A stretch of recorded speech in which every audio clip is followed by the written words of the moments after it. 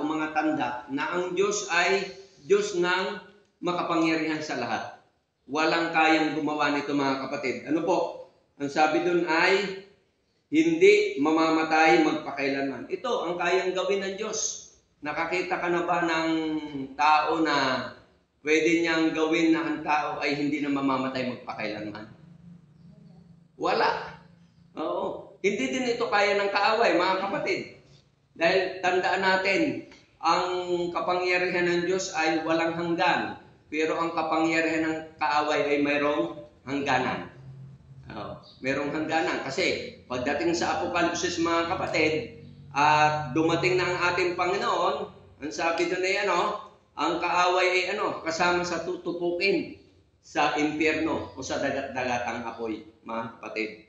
Ang sabi dito sa patuloy, pinaniniwalaan mo ba ito?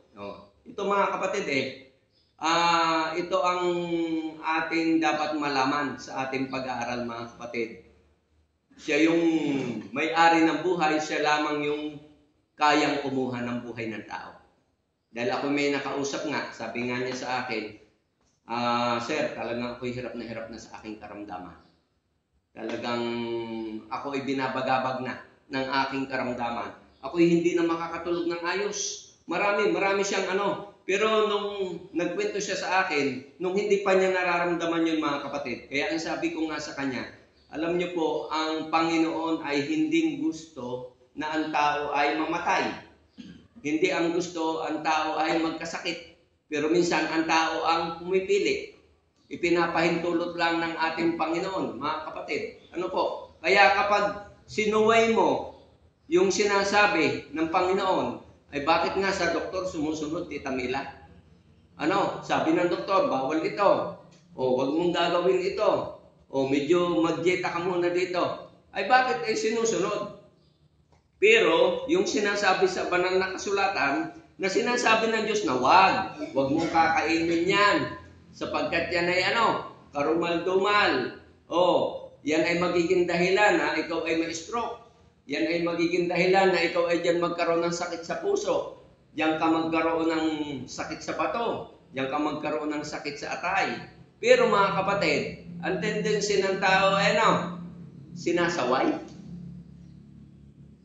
Sinasaway yung kapangyarihan ng Diyos. Na kung susundin pala natin yung kapangyarihan ng Diyos, ay talagang tayo po'y mapapabuti, hindi mapapasama.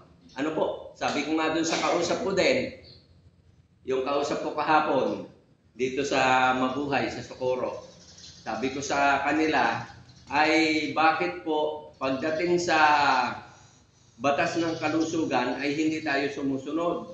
Mas sinusunod natin yung uminom tayo ng kimikal. Pero pagdating sa Panginoon, ang pinaiinom sa atin ay mga laga-laga. Bakit laga-laga ang dapat ipainom? Sapagkat yun ay walang kimikal. Wala yung kimikal. Kasi yung kimikal, mga kapatid, yun ang sumisira sa mga vital organ ng tao. Kaya kapag ang tao po ay luto na sa kimikal, marami na siyang sakit. Tita Raquel, ano mangyayari doon sa gamot na kanyang iniinom? Maglalaban-laban na po siya. Nagkukontrahan na po siya, mga kapatid. At pag nagkontrahan, ano po mangyayari? Lalo pong hindi po gumagaling ang pasyente. Kaya napakabuti ng Panginoon sapagkat yung mga tanda na ipinakita niya, yung mga pagpapagaling na ipinakita niya ay talagang ipinapakita niya sa mga tao na walang ibang pwedeng gumawa nun kundi ang ating Panginoon.